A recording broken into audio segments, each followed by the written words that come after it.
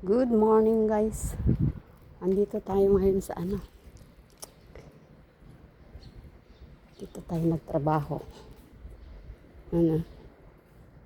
Sa isang hotel. Dito ang aking trabaho. Ayan. Maglalunch kami ngayon.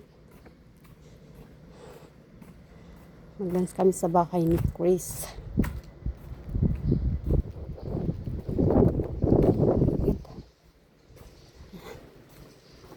Kapitbahay ng mga hotel. Yan.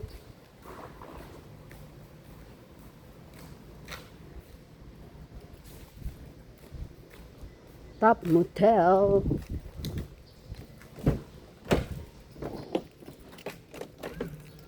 Yan.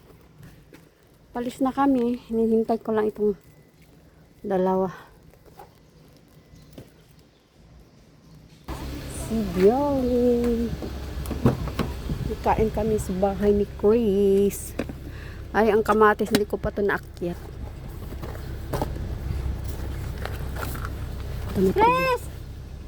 Damit ko bukas. Nasa Icheng ngayon. Bye bye guys. Wala pa si Chris. Bye bye guys. Balis na kami. Kain sa bahay ni Chris. Bye bye.